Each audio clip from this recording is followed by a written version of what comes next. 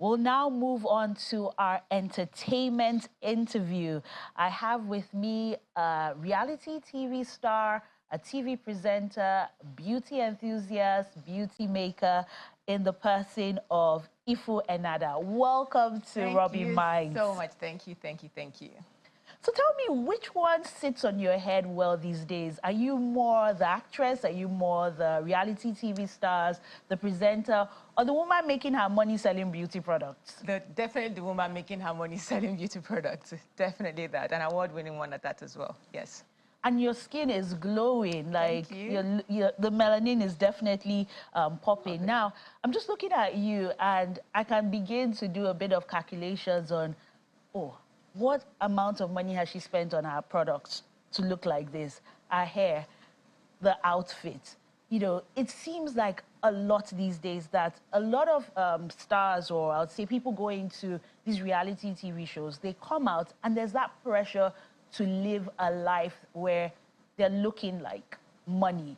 How have you dealt with that pressure? Well, I think for me, my business has really helped me. And aside the fact that I have a business that pays my bills, I've also always been someone who loves to live according to the size of my pocket. So you never see me portraying a life that I can afford. So yeah, and I tend not to put myself in circles where I would feel that pressure to want to impress or, you know, portray a life that is not true to me. So that's basically how I've done it. But we've seen some of your colleagues who are owning stylists going away with some of their outfits, or they're not paying for makeup, or they're getting free photography. Where do they draw the line between that fake life and real life? Honestly, I can't speak for them, but for me, if I can't afford something, you would not see me trying to get with it or get involved with it. For every time you've seen me, you know, styled by someone, especially my very, my best designer and stylist so far, Tiana's Empire. People actually think she styles me free of charge, but it costs me millions every single time you see me tag her on my page and say styled by, you know, Tiana's Empire, designed by Tiana. It costs me millions. So, and it also just goes down to me being able to afford these things because I have a business. As for my colleagues who have to, the other day I heard people actually borrow wigs. Because I mean, like, I had this new hair that I gave my hairstylist, and when he was styling this, he was talking about how there are celebrities who go, or, you know, borrow wigs just to change their looks and just, I don't know, look good for the gram and stuff like that. And I was quite shocked because for everything I have, I buy with my money. So I can't speak for them. I don't know why they do things like that. But as far as I'm concerned, my money pays for everything you see. So you're saying you pay Tiana styling? Like, definitely, I pay her millions. And if you say it's millions, I'm now trying to remember, say, in the past, say, 4-6 months, you've probably stepped out in maybe 2, 3, 4 outfits. I mean, the AMVCAs, some movie premieres. So are you saying you've spent like 10, 15 million just on... Okay, I wouldn't put a figure to it because if I do that, Nigerians will come for me. But first of all, Tiana would give me a huge discount. But at the end of the day, what I'm spending costs millions. And this is not even photography or makeup. And, you know, sometimes the kind of makeup I do for the looks that I, you know, put out there is quite different from the regular 50, 60K makeup, right? So it costs me millions. And you can get Tiana to show you the receipts, right? So, yeah, that's it. Wow, I didn't know it was that expensive. But now let's look at your looks. I mean, I've seen some of your looks, and some would describe it as edgy, pushing the envelope, out of this world. I mean, sometimes you show up with animals. I mean, there are quite a lot of looks that end up breaking the internet. When you decide on such looks, maybe with Tiana, is the focus to break the internet? Is the focus to show a side of you that we don't know? What is the thinking behind those looks? Okay, first of all, I'm always passing a message with whatever it is that I'm wearing. For instance, today is my birthday. Happy birthday, Thank you so much. And I posted something on my page that has gotten thousands of comments, most of them insults. We'll probably get to that later, and I'll explain my outfit for my birthday. But when it comes to me stepping out for event, there's always a message. If I'm not dressing to suit the theme of the event, for instance, the one you talked about where I had like pigeons and I had like hummingbirds, the theme of the event was Ojuju Ball. And I had to get there looking like an Ojuju. And I wanted to be like really different from what I felt every other person was going to, you know, get there looking like. And that was basically what I did. I always want to pass the message across, dress for the event, and also try as much as possible to scatter the internet. Because when I do that, aside the fact that some of my looks has actually gotten me on international media, like in 2020, that was the year of COVID, I was featured on CNN, Al Jazeera, BBC. Even the Washington Post called me for an interview because of, you know, my ensemble to that event, all thanks to Tiana, who made that happen. Aside the fact that it helps to give me that kind of like international attention, it also helps me sell more skincare products and hair care products. I'm a businesswoman, so every time I'm spending millions, I'm already calculating the return on investment for that. So every time I go viral with my looks, I have so much traffic, and most of it converts to sales for me, because if you come on my page, you can see one post that's already pinned to my page, you know, where I'm making my skincare products, and you can see, excuse me, you can see that I'm professionally formulating my products. You go through my page, you see my hair, you see every single thing. And if you're a lover of skin and hair care, you're seeing the testimonials you get on my website, you buy. So when I am trending, I'm making money, I'm putting myself out there, I'm getting talked about, and it works for me. So there's a method to this madness. Now, I want to take you up on this, the AMVCA. So this year, there were quite a lot of edgy, pushing the envelope kind of looks. But the argument, and we had that conversation here on Rubbin Minds, is that some celebrities mistake going for an awards night to going to the Met Gala. So what's your response to that? Because I'm not sure that look with the, it seemed like tires, right? Okay, so tell us the meaning, so, yeah, or the symbolism of that. Okay, for me, the AMVCA is like my Met Gala. As much as I try to follow the theme, I also like want to just really stand out, because I realized that lots of celebrities who go there are either wearing like body hugging dresses, thigh-high slit, and everyone looks the same. So someone has to be the difference, and I want to, with all pleasure, be that difference. Like I said, it's my Met Gala, so that's also one of the things that I think about when I'm going to the AMVCA. And this year, I just told Tiana's Empire, I said, Auntie Toyi, I want to scatter everywhere, you know, and we came together with a different inspiration, and we settled for that look, and that's what you saw that day on the internet. Okay, so you will play by your own rules, clearly. Yes. Okay, now let's go to Big Brother. Now, I know prior to Big Brother, you were already in this space as a TV presenter. Yes. And then you go into Big Brother and you came out with, you know, a lot of fame and all. Now, Big Brother Naija All Stars is happening today. Any reason why you're not part of that? Okay, so the short version of my answer is God doesn't want me to be on Big Brother Naija. That's the short version. And then the longer version is that I have so much going on for me right now. As I speak to you, I just launched a new business called 30 Days Flawless Face Online Challenge, where I get to work with people to help them get their best face in 30 days. And aside the fact that I have a team that I work with, and also a team that works for me, I need to be on ground to monitor this thing, because this is the first time I'm doing something like this. I spent a year and 7 months working on this project, so just abandoning my project and just going into Big Brother because it's an all-star season doesn't make sense for me.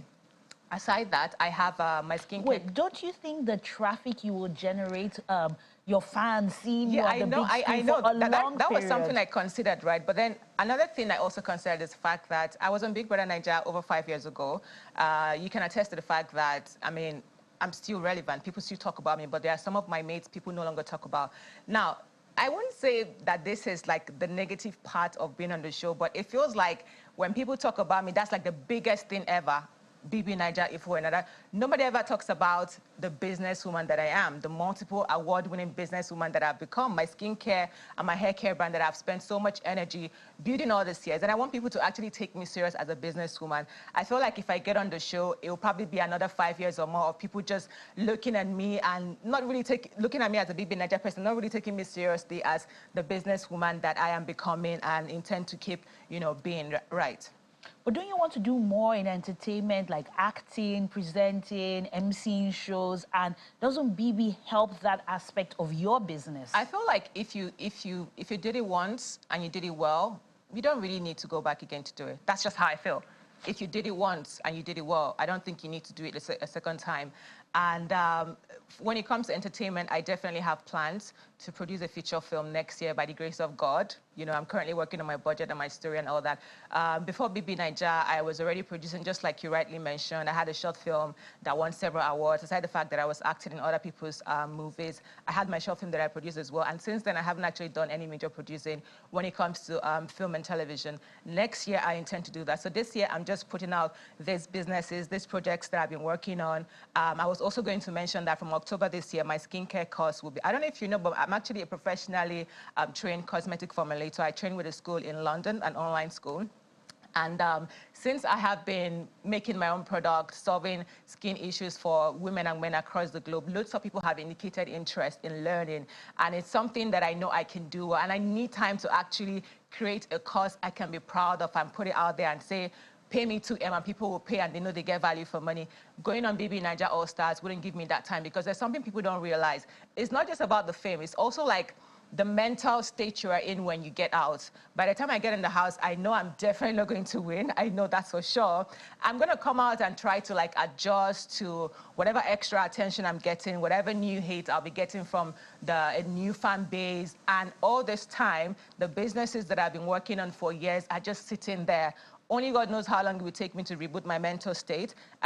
But by that time, it might actually be a bit late for me, you know? So I feel like for my life, I have a plan and I know where I am going, regardless of how enticing it is to go back on the screen, you know, a second time for the All-Star. I like where I'm at in my life, and I just want to keep pursuing my goal of being this successful, multiple award-winning businesswoman. Oh, well done. Right. But for the All-Stars, do you have any favorites that you like to see on screen? Okay. Will you be watching it? Who will you be rooting for? Who are your faves? Okay, so far I can't actually say the people who are going to be on the show because they haven't actually premiered it yet. You have a premonition. Are there people you expect? We also know that there's some certain people that are going to be there. people that will be there. I know some people, but I can't mention their names. About watching it, I actually don't watch BB Naija. Before I got on the show, I wasn't watching it. After I got out, I didn't even watch my own set. So I don't even know most of these BB Naija people, only the ones who are really popular, like in the news. So a BB Naija person could sit here and I won't even know that he or she was on BB Naija. Don't you guys have like a big WhatsApp group that you all join? I know for my season we had a group, but I took myself out because it was becoming toxic. I don't know about other groups. So there's not like this giant group where all the seasons are, you know. Do you attend maybe events? I only go out for the events that add value to my life and money to my pocket. When you see me at events, like I said, it costs me millions. So imagine if I have to attend every single event I am invited to. So what I do is, if I'm not getting paid for this event, I'm looking at the value that it's going to add to my brand and my business. And if it's something that has that much value, you will see me there. So that's why I saw them attend events, because I mean, like, most of these events are not going to add value to myself. So, but going back to who I intend to support on Big Brother, I know some people that I like are going to be there. And once they announce them, I'll probably post them on my story and ask my fans to vote for them, but I'm not going to be watching it. Okay. Yeah. That's interesting that you won't be watching a show that you'd say really helped to push you in front of Nigerians and even some of the international attention that you've received. I know. I don't know if it's just me, but I really don't like paying so much attention to people's business because, yes, I was on the show. It was actually God who took me there. I remember my friend called me up. She had just gone for her own audition. It was the last day of the audition, the next day. And she was like, Ifu, you don't go BB Naija audition? I was like, no, I haven't. Did it run it to him? She's like, I go now, people go like you. You know, so you did crazy. And I was really broke, you know, at that point in my life. And I told her, look, Stacey, I don't even get Shimba to take come off for her. She's like, you know what? Send me your this and I could send you. You know, she sent me 10K. And at that point, I was seriously craving pizza and a soft drink. And I almost went to the pizza house to buy pizza with that money. But then someone was like, just go. I never auditioned before. I didn't know what to expect. I went there. One thing led to another. I got on the show, and that was it for me. So bringing it back to whether I watched the show or not, I was on the show without having knowledge of what the show would look like.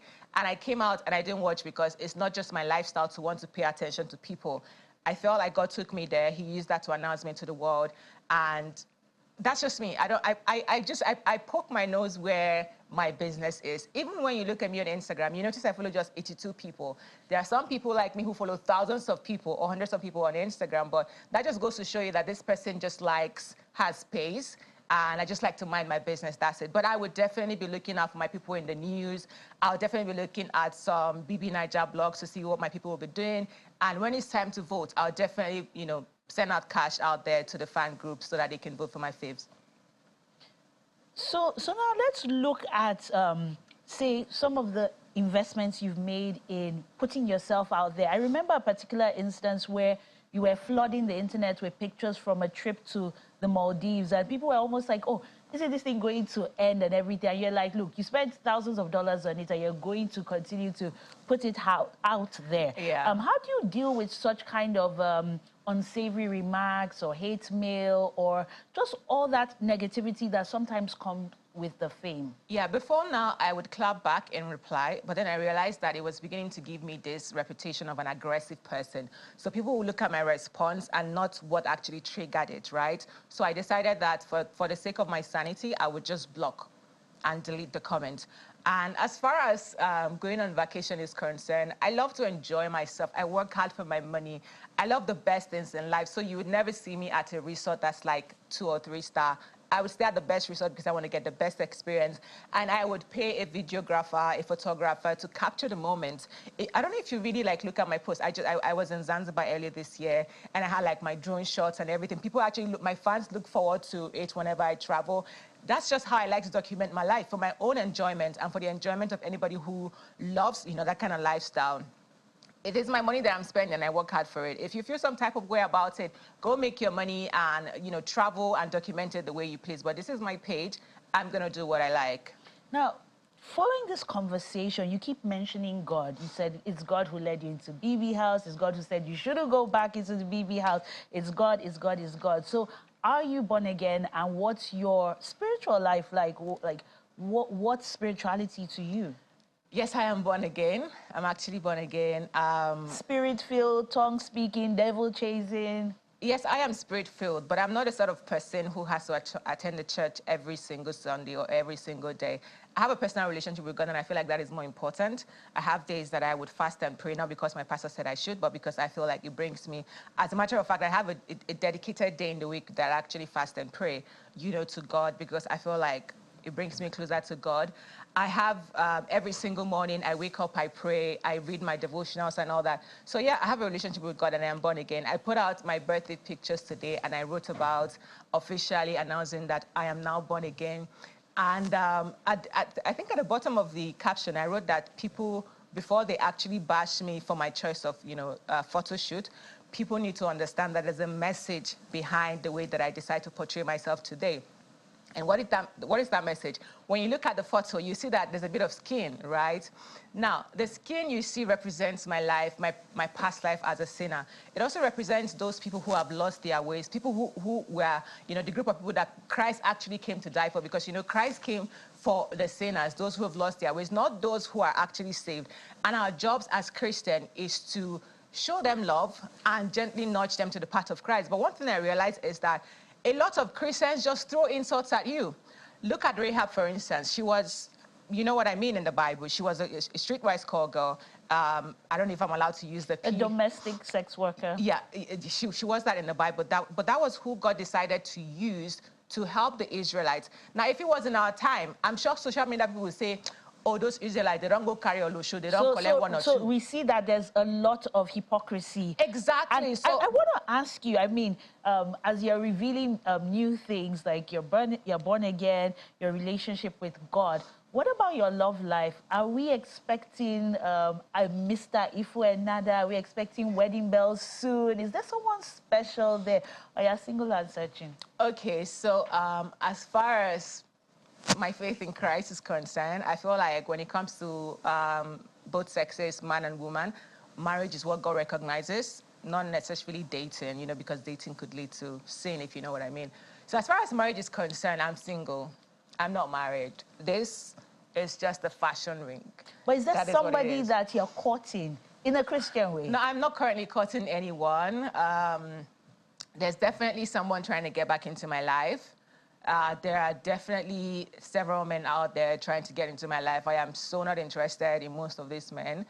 But as far as being married or courting or being engaged is concerned, I am absolutely single and actually quite happy with that, because I feel like, Okay. yeah. So you're single and happy with that. Well, we wish you all the best with all your endeavors. Thank you so much. And a happy, happy birthday from all of us at Rubbin. Thank you so much.